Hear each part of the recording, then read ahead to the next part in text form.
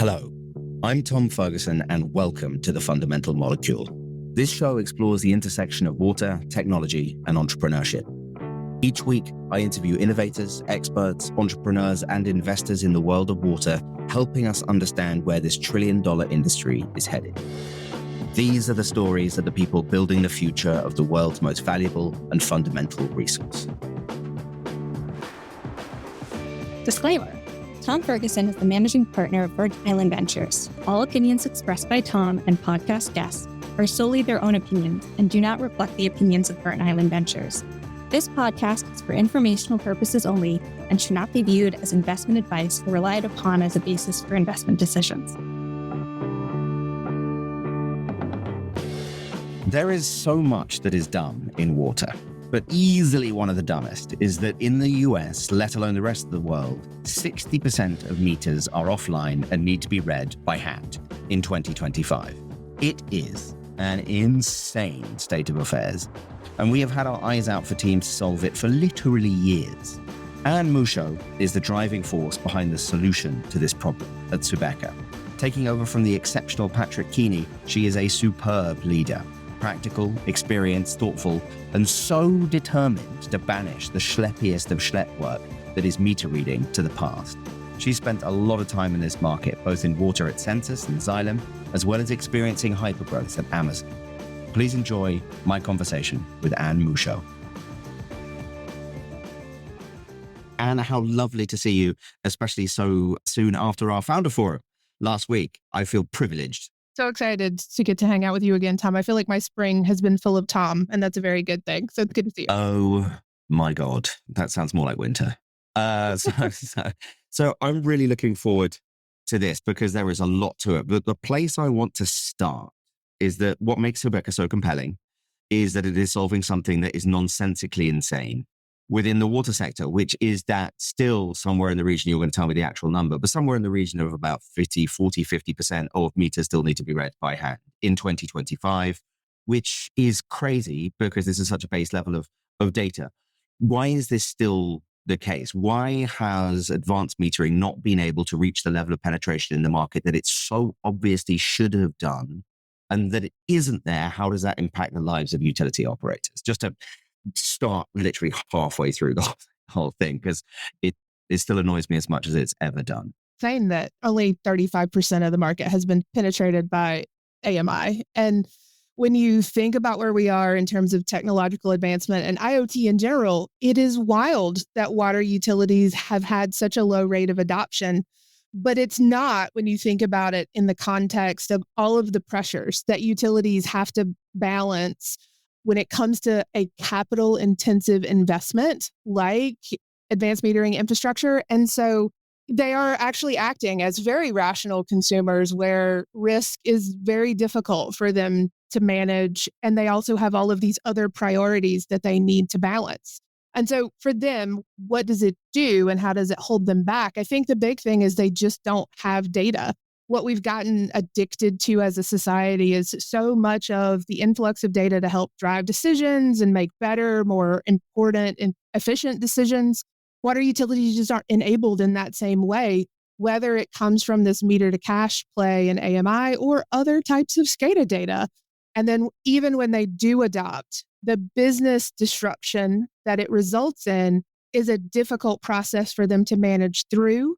And then just frankly, the rate case associated with that, how they're justifying this spend, their customers may or may not see the value of that. They want to keep their water bill low. Why are you investing? I get a bill every quarter. It's not that bad. And so there's not this end consumer pressure for them to innovate necessarily. So when you look at all of those things, it is pretty logical, especially when you look at the diversity of the market for water utilities, that it has been a slow process because there isn't a silver bullet. It does require them to extend outside of their comfort zone for lots of reasons. And so the data isn't valuable enough to shoulder the burden associated with getting to that place on the digital transformation curve. Okay, interesting. So you were saying that the literal data of what is actually being used in the instant communication rather than having somebody driving around in a truck doing this by hand, there isn't a perception of value, which is super interesting.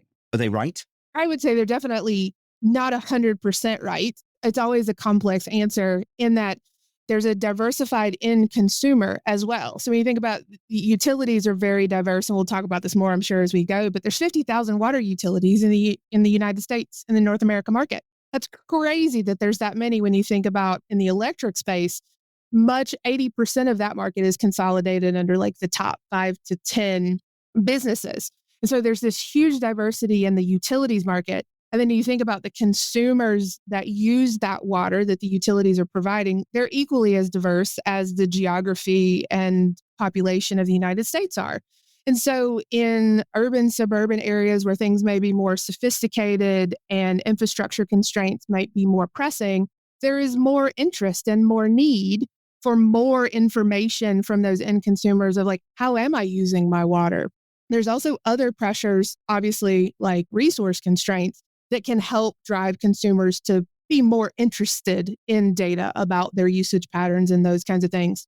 But in places where water as a resource doesn't feel like this ominous thing that they may not have, there's less interest, there's less pressure. And so I think it is all driven by these layers of interest in the information. And then based on that, utilities will prioritize. It's going to be way more important to make sure they get that pipe replaced than it is to invest in AMI because they want that non-disruption of service.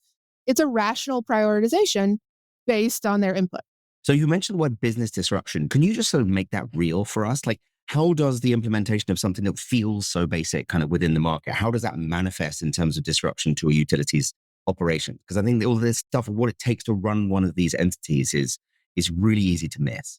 There are several different themes around those types of disruptions. And in the AMI space in particular, a lot of it comes back to having the data needed to be able to assess their leaks. And so non-revenue water in the space, especially in centers of water scarcity like the Southwest of the United States, it is super important to understand how much water they're losing throughout their distribution system so that they can be as efficient as possible.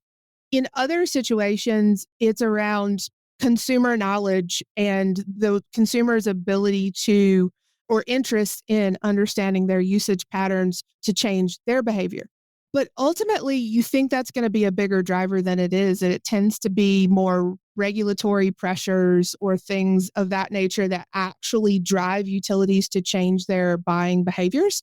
And honestly, in the AMI space, there hasn't been a massive amount of regulation associated with data, quantity of data, frequency of data, and all of those things. I think we are already starting to see some of that trend with cybersecurity attacks, things like that. And so there is some behavioral changes that will follow associated with data collection and mechanisms. There are safety pressures for utility workers who are out in the field collecting these that will also cause changes in buying behavior, but it's pretty localized, which also makes selling into this market a fascinating exercise. Really fantastic. Okay, so I want to rewind us a bit before we really go like deep on where Subeca is. So you've been around this market for a while, right? So you were a part of Census. I'm just curious, like, how has it evolved since you were first involved with Census? And just sort of walk us through that experience, kind of what it taught you, especially the things that you're using today. I was very lucky to work for the Census organization. I can't believe I've been in the industry for 15 years now. But for me, smart metering was such this fascinating concept of how do you get data back to utilities in much more efficient ways. And I sat on the quality side of the house for a long time. And so I got to see the front lines of their pain points and the things that they were dealing with day in and day out. The biggest changes that I've seen in the market as a whole is the adoption of cloud technology. That has been very transformative in the way that customers are willing to buy. Initially, it felt like everything had to be on premises and they had to hire the experts associated to manage the data racks and those kinds of things. And you have seen over that time period a huge shift to understanding that outsourcing cybersecurity, outsourcing cloud reliability is a big advantage because it means that the organization, the utility doesn't have to level up their skill set. So that's been a big driver of change. What has come with that, Tom, has been the required shift from a need for a heavy capital investment on the front end to some level of tolerance for OpEx on the back end.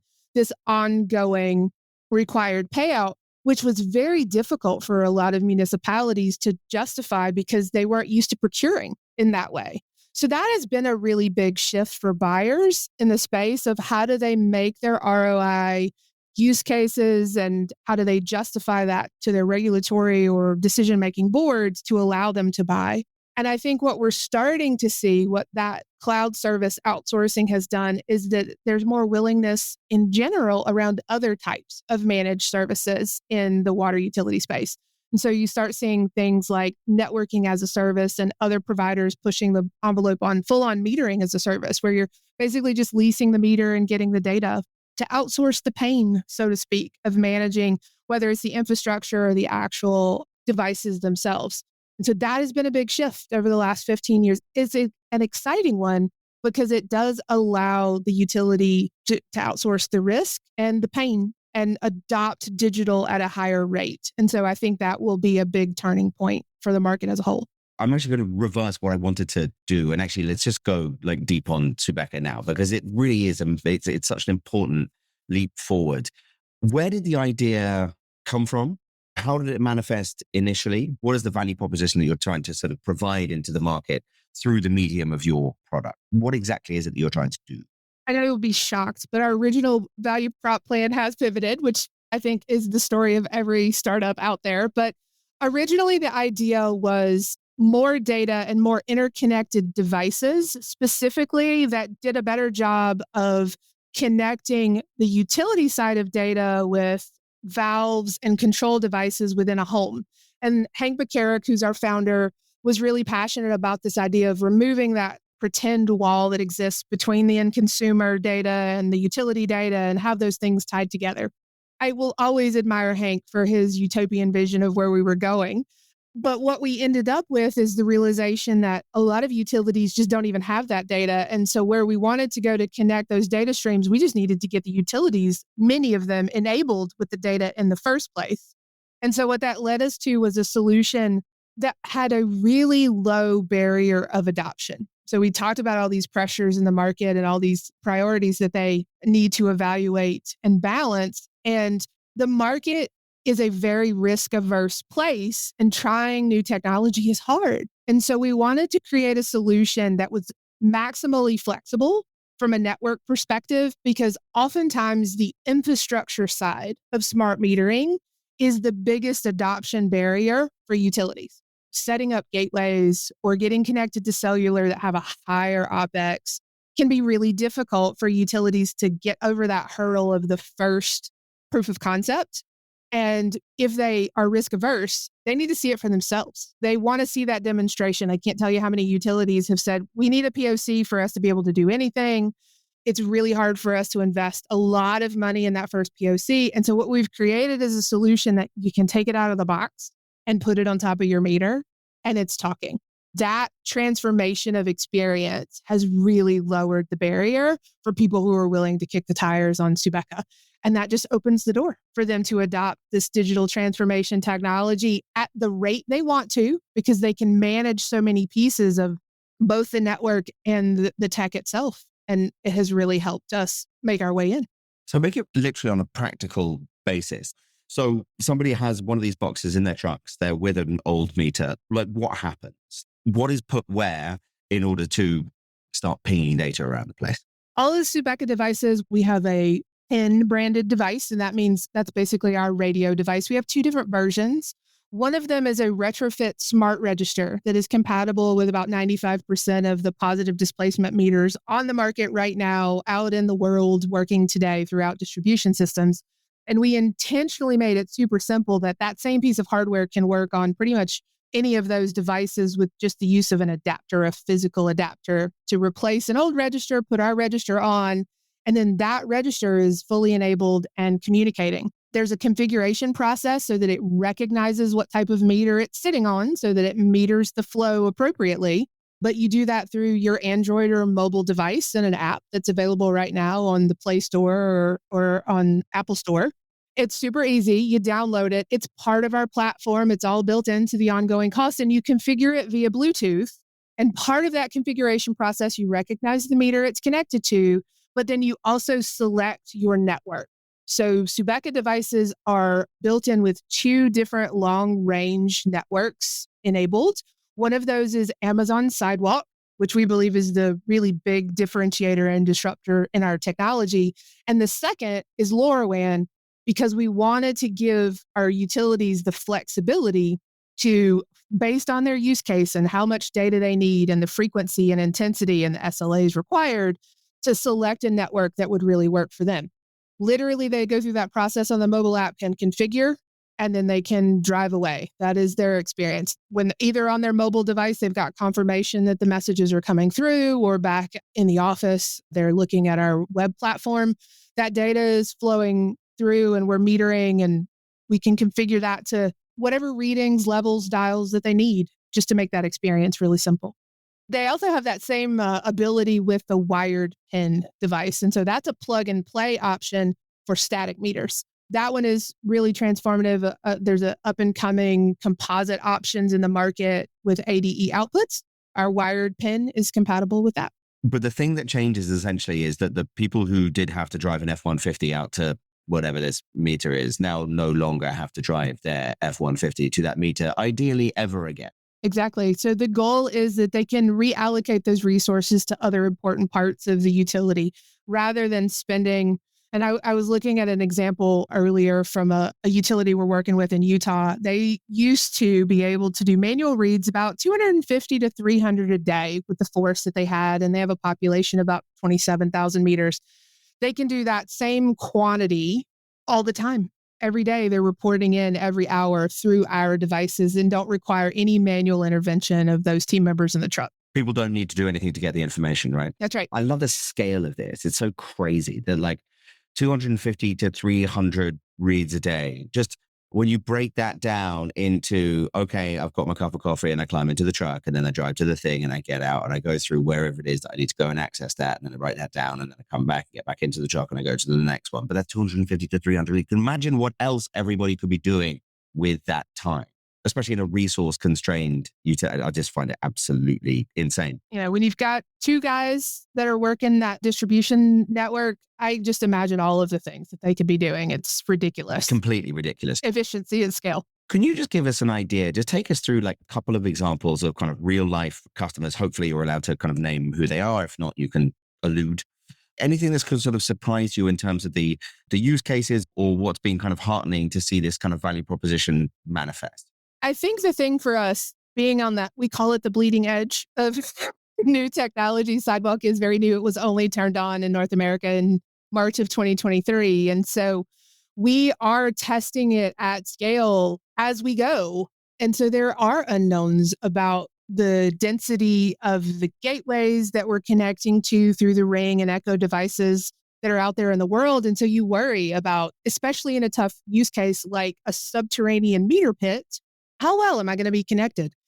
And so what we've seen is that, I'll pick on Patrick Keeney, our CRO, a little bit, but he is consistently astonished by how well we connect with Sidewalk. And we take all of our customers through this journey of like, you'll start with Sidewalk because that infrastructure is free and we'll help you with LoRaWAN as you need to for your use cases. But in many cases, our customers just don't go to that next step because they're getting 96% of their billing window reads just on Amazon Sidewalk, which is completely free. And so when you look at terrain, really challenging terrain, that has been one of the most exciting use cases for us. And so we're working with a utility that's right outside of San Francisco in the Bay Area that has some of the gnarliest terrain for conventional AMI solutions that you could possibly imagine. Steep cliffs, dense foliage, really dense housing environment as well. And they had done tests. They had done several pilots on conventional AMI, both cellular and fixed network systems. We were really, really lucky that we were part of the Imagine H2 cohort in 2024. And so we worked with... Shout out. Yeah, shout out to Imagine H2. That's been a great ecosystem to be a part of. But they, last year, developed their water innovation pilot program that helped us help this utility do a pilot at scale of Subeca. And they are a customer that is getting consistently 96 or 97% of their billing window reads with no infrastructure other than Sidewalk. And it has been transformative to them. They were appropriately skeptical, as every utility is when you first start talking about Sidewalk, but they're not going to have to put in towers or pay ongoing cellular costs and leverage the network that is there thanks to Sidewalk. And it was a real eye-opener for them when we were first talking. We were going to be an infill small solution in special use cases, and now we will certainly hope to be part of a bigger piece of their AMI transformation journey as they go. Super exciting. So if you can remove that line item cost, talk us to a little bit about we've discussed the practical kind of transformation of what happens, but like, if I'm your customer, how are you describing kind of the ROI to me? What are we looking at like directionally in terms of the business case for the utility? I think when you look at conventional AMI, you've kind of got two veins currently, that you have cellular, which has whatever the ongoing per unit per month cost of a cellular cost would be for perpetuity of the life of the deployment. And there isn't a situation where those contracts are going to be significantly renegotiated down. And so you're signing up for that cost, and you've got to think water systems are 15 to 20-year investments with AMI. So it's a lot of cost for a long time. The other side of that is your fixed network system. And the complexity that comes with that is the capital intensive piece on the front end. So putting in gateways and antennas that require a lot of project management, climbing towers. Such a hassle. I mean, I was very lucky during my time at Census that I ran the deployment services team for North America. And I had a team of 90 that all over North America that were running these projects for utilities that were implementing AMI, and they were years-long programs. And you had to plan your rollout very specifically. You put up a gateway, you build out underneath it. You put up another tower, you build out underneath that so that you can start getting the value as it grows. In the case of Sidewalk, where it's everywhere all at once, not everywhere, but you can deploy underneath this network at your discretion at the pace you need. We have a lot of customers that are talking about taking a very neighborhood-driven approach of, I have this new neighborhood that's going in. I want to go ahead and set it up with AMI. I'm going to prioritize that first, and they don't have to worry about the rest of their network until they have the funding to do so.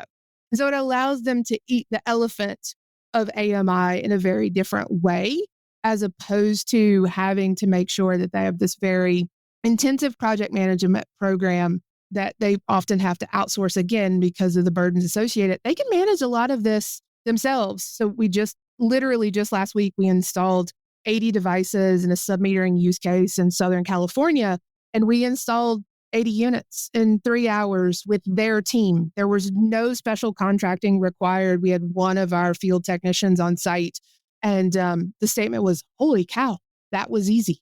That was literally the feedback. And so that piece is transformative because they can own it themselves as opposed to the specter of a really huge project.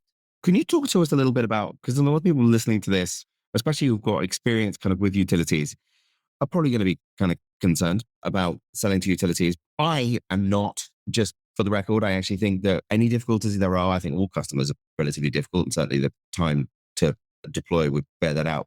But what's really important is that if there is a kind of a cast iron ROI at the end of it, they're very, very unlikely to churn. And so what you're setting up is a really interesting kind of reliable long-term cash flow, and actually being able to get good at selling to them is in and of itself a moat, because they spend an extraordinary amount of money out in the market on an annual basis. I think that the being scared of utilities as customers is kind of silly. But just describe to us. I agree with you. Yeah, exactly. Good. Voting with your feet, Anne. There you go. So just to walk us through usually what that looks like for you. Is there usually kind of a light bulb moment? What do those conversations look like? What are you looking for? What are the key things that you're trying to communicate? I just think it's really helpful to hear it from someone who is as good at it as you are. So I do think there's that perception. It is really hard to sell utilities. I think if that's the case, it's probably because they're not listening enough. They're also not being honest with themselves about how much segmentation there actually is in the utility space. And not doing that due diligence up front might lead to a more standardized approach, and that doesn't work. So we mentioned it. There's 50,000 of these utilities out there, and they range in size from literally, I think the bottom of the classification is like 150 meters all the way up to 500,000. And aside from just the geographical and size pieces, there's so many different segmentation views of the customers that you need to understand to sell to them effectively. And so for us, before we go into any conversation, we're thinking about the typical pressures of possibly an HOA type utility and the problems that they have. Just explain HOA, sorry. Yeah. So in many cases in the United States, a homeowners association can function as a utility and be classified by AWWA as a utility because they are the people managing the billing process of metering for all of the residents that live in that very small area. And you're literally talking about, in many cases, 250 meters. You absolutely must assume that they don't have the level of technological or metering experience that your 10,000, 50,000 service endpoint water utility would have. And so the approach there is entirely different. You have to think through their pain points. And I attribute a lot of this to my Amazonian DNA and getting to spend time there, but working backwards from what are the problems that that size utility, we call a micro utility, would have, are going to be wholly different than a 1,000 to 2,000 meter utility, which is very different than another. And so you've got this base layer of size, and then you factor on geography pressures, density pressures of the meters. You factor on top of that the sophistication of the rest of their stack on the software side of like, some of them are just trying to get a bill out, while others have full MDM solutions with asset management and SCADA and analytics platforms and all those things. And so if you don't go in with some understanding of where they are and then remain incredibly curious during those conversations to really understand their pain points and let them tell you all about it, then that's probably your barrier because they want help solving their problem. But there are probably 100 folks that have reached out to tell them why their widget is the best widget for them, rather than deeply understanding what problem it is they need to solve today or in the next year, and then helping tailor to that solution. So I think that's been really helpful for us, our customer obsession and making sure that we're unlocking that value for them to make that use case to their funding board is absolutely fundamental to success. It's such an important part of it, and really you have internalized it in a really kind of an extraordinary way, which is actually useful to segue to kind of take us back to kind of where your insight, knowledge, etc., all of the lessons that you've learned, where all of that kind of came from. So we touched a little bit on the time that you spent at Census, but from the point of view of what has kind of prepared you to become like the CEO of Subeca, can you just talk about your experiences at Census and then at Xylem? And then you were also in BizOps at AWS. I wanted to sort of, you just mentioned it, and I'd love to dive into there a little bit. But just take some time to kind of reflect on what you learned and where and why it's useful.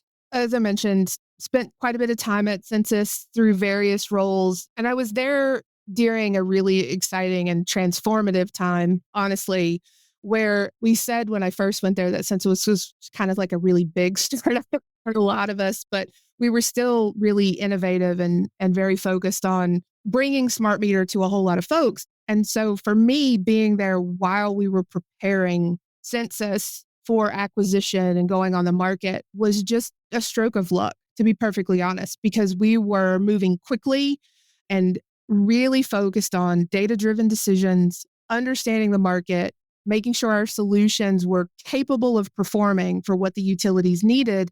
And that led to a lot of innovation around focus on quality, which I feel like is just really deeply in my DNA. Getting to work for Randy Bays and Mike Began during that time, I feel like I just grew leaps and bounds in understanding what the utility market needs to consider something truly utility grade. So that was fantastic.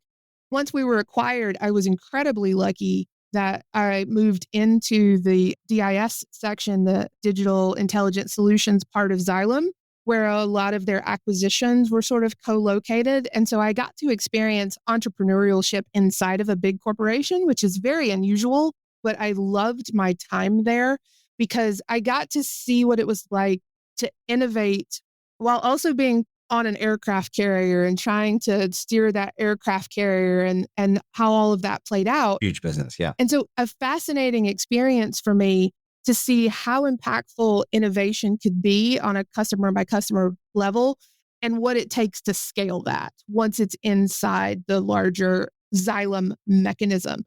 And so I think all of those things provided an interesting backdrop for me as I was looking at my next opportunity, and this role inside the industry business unit at AWS came available.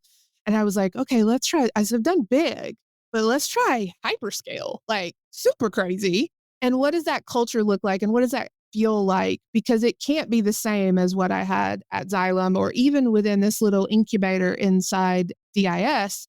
And so it was this fascinating experiment for me where I learned how important mechanization of certain pieces of your culture become. And so at Amazon, they're famous for their leadership principles. And your piece of the organization at AWS tends to very deeply identify with a handful of those. They become your core North Star. And for me, that was really around customer obsession and being part of an industry business unit that's just trying to teach the rest of Amazon how to sell cloud services to utilities is a fascinating experiment because they buy completely differently than fintech or entertainment or any other segment in the market might. And so bringing that dichotomy of just selling, I don't know, an S3 bucket, why does a utility need S3 buckets and what do they want to do and how do you look at the market differently was incredibly informative because what we were able to really realize deeply is that utilities are buyers, not builders. And so you have to give them solutions that will work for them because they do have all of these other pressures that they have to balance. And so building is only going to be possible for the largest 1% of utilities that have the space to be innovative because they have enough capital from their rates to do so. Can you just say a little bit more about you used the interesting phrase, mechanization of your culture. What are the parts of the Amazon culture or experience kind of really rubbed off on you and that you still kind of maintain a real touchstone towards that perhaps you could advise other entrepreneurs to take heed of? So there's a few that I think, so there's several of us from AWS who are now at Subeca. Patrick Keeney, who's our CRO, and Kelly Galway, who's our VP of product, all came over from AWS. And so for us, it's second nature. There's a couple of mechanisms that we use all the time that are super important. But one of them sort of foundationally is the documentation culture as a whole. When we are communicating ideas to each other, we write them down, whether it's a one-pager or a full-on operational plan. It's very important to document that and make it real and have a reading session where there's this open feedback. And I found that to be transformative from the concept of, an idea in a PowerPoint becomes really real when you have to bring data and charts into a one-pager appendices list. So it's huge. So that's number one. Number two would be the concept of a working backwards session that I alluded to earlier. I mean, Amazon actually, AWS hosts those sessions, facilitates those sessions for a lot of their customers. And what it does is it has a customer identify the problem and then literally work their way back to a solution. Once they understand deeply what good will look like, they figure out the way to get there. For us, we do that with every customer that we're talking to. When a customer barrier to buying comes up, it is literally an opportunity to work backwards to the solution and the speed with which we can do that to unlock that revenue. That just becomes a piece of our DNA. And our roadmap is driven heavily by that, as opposed to what is the widget that we want to go figure out. We work backwards from an identified real customer problem and add it to our roadmap. I think the final thing I would mention is the PRFAQ concept. So press release, frequently asked questions document. Anytime we want to do something new and innovative, a partnership, if it's a new product line, whatever it is, a new business model even, we will write a press release and the associated frequently asked questions and responses to that because we think about the dream of what that will look like when we're done. Again, it's an artifact of that working backwards idea. And we share that with our partners that we're signing up for opportunities with that say, hey, if we're going to work with you, this is what we think good looks like. And then there's a mechanism for collaboration in a document that they say, oh, I hadn't thought about it that way, but this is what's really valuable for me. It's a mechanism to enable that conversation in a much more tangible way. That is so interesting. I had not heard of PRFAQ or working backwards. I mean, we literally talked about it last week, right? We call it kind of like right to left. That's starting with the outcome. And this is as true for kind of understanding your position in the value chain and the share of wallet to actually the manifestation of your value proposition in the market. But so the overlay of that with writing is so interesting. One of the best quotes about writing that I think about all the time is writing is a really, really, really good way of finding out how little you know. Every single time. Forcing yourself into actually writing the thing down is guaranteed to improve your overall thinking, understanding of the nuance, whether or not it's a good idea, etc., by at least one, if not like 9 orders of magnitude. That's really, really impressive discipline. And just the shock of how much there isn't or is there is also a great visceral test for yourself as you go through this process. Absolutely. Yeah, it's the sort of scientist, the entrepreneur scientist, right? Is that like, but one of the best stances you can have is like desperately trying to prove yourself wrong, like disprove your hypothesis. And if you can't, then great, you've got something. But having that stance and being able to do it is fascinating. I love those. That's so interesting. A question strikes me that you've talked about the impact of Sidewalk. How do you feel about the progress of enabling technology? So the technologies underneath Subeca that allow it to manifest its value proposition in a very different way that has been outside. I just want to hear what your reflections are, because it could be, obviously Sidewalk itself we've talked about, but all of the components of IoT. There may be some overlaps here with kind of Earth observation or whatever it might be. But as the floor moves up, there are always these kind of implications for what is possible now, but that wasn't possible then, because people have tilted at the Subeca windmill before, and and there have been mixed outcomes. So where do you see this going? Part of what we are dealing with is a lot of education across the board on the sidewalk space. It is reminiscent of where we were 8 years ago in the cloud space. And so where do I see it going? The sky's the limit in terms of networks. But I think that transformation that I alluded to of the managed service and the outsourcing, I think a lot of technology will go toward how do you enable more managed services for utilities to distribute that risk more evenly, whether it's through really deep metering as a service or even onto the concept of data as a service. And so when I look at my time at AWS as an example, and even built into the DNA at Subeca, we have architected our solution to actually put the utilities data where they want it and get value out of it, rather than just trying to monetize the data itself, which has been a pretty common model. And so we are functioning as the pass-through to send it to the upstream CIS system or an analytics platform, because that's not what we do. We want to be the carrier of the data to get it to the place where you want it to go. So when I look at where things may lead, it is more of a democratization of data and then how to get value out of it through other platforms. And the technology to unlock that is the space that I dream about. SCADA systems that are far more interchangeable because of the problems that utilities need to solve are so varied and the sensors are so unique. So how do you create a technology that's really interconnect, truly plug and play for a wide breadth of sensors? Fascinating concept to me. But what makes that hard is the presentation layer of all of that data becomes burdensome.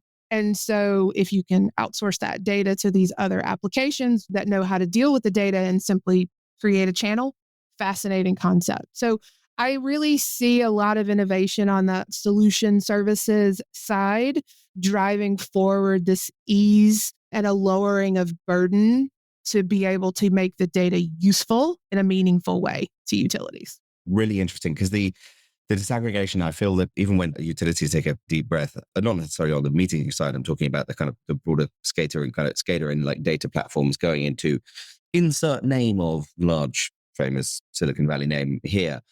The value that they don't get for their money is always very surprising to me. And I think that it's really interesting to think about solutions like yours that provide wedges into that data stack for something, especially when you're providing something completely fundamental, like what water is being used and where. That might be nice if you're running a water utility. And what happens downstream of that, I think, is fascinating. So, and I wanted to finish up by asking you about how your frame of reference and really literally what was going on inside your head as you moved into the CEO role of Subeca, because you've been doing this for a long time. You're really good, obviously. But the CEO role, it sometimes comes with a degree of baggage and obviously all of the decisions that need to be made while you're sitting in that seat.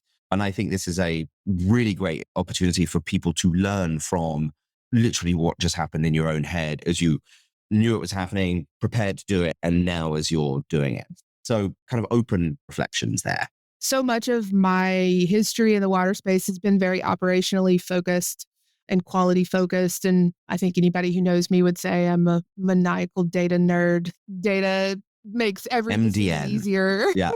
Yeah. I think for me, I take that lens stepping into this role, knowing that the speed with which, as a CEO, I need to make decisions in a startup is very different than the discipline that you can have inside of a broader corporation. And so I think about this as making sure I'm maintaining healthy tension in my natural tendencies of operationalization and data-driven Lean Six Sigma innateness with the need to move with speed. Shortening cycle times for how much data I need to take in to make a decision and move forward is a priority. And I think about that a lot of like, am I in data paralysis analysis, or is there really something missing? And being really truthful with myself about that. But then also the ability to say, okay, I do have all of this breadth of experience and all of these varied different roles. I need to trust my gut too. And there's a reason that we're seeing what we are in terms of traction. And there's a reason that we're seeing what we are in terms of milestone achievement right now. And it's because that is what we've built this sort of infrastructure thanks to my time in the COO role. And culturally, we're building what we want to build at Subeca. And also that has laid a great foundation for us to accelerate because we have that now. And so allowing myself to say, okay, no, you are absolutely right. Believe yourself and stop overanalyzing.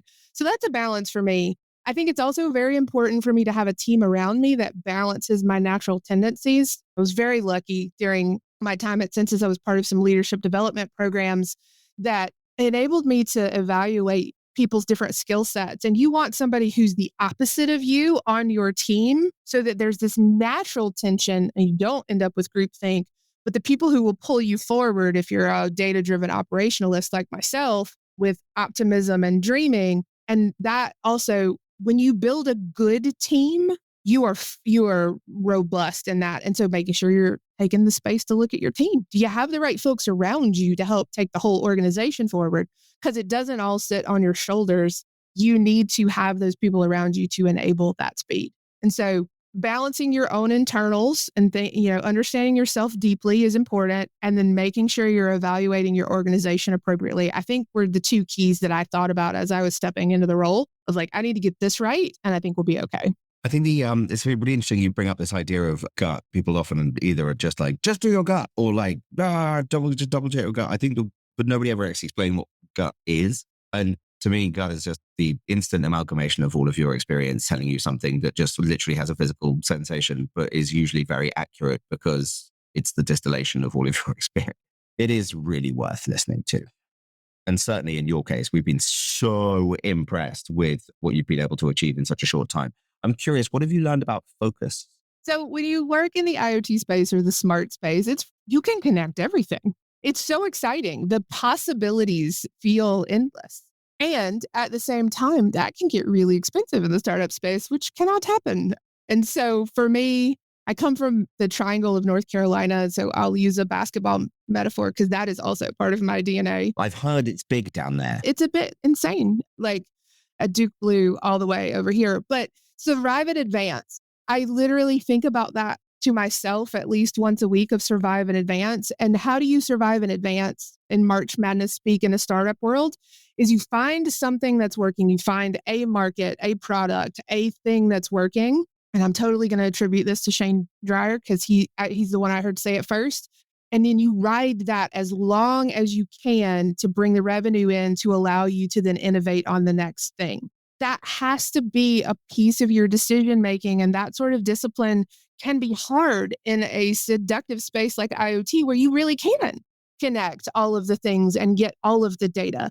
But being honest with yourself about the burden required to commercialize that is critical in your focus process to say, I need to deeply understand this, or I'm not obsessing about my customer effectively because I'm not actually solving their problem. I am creating an awesome new thing that 5 other customers might want, but I don't necessarily understand them yet.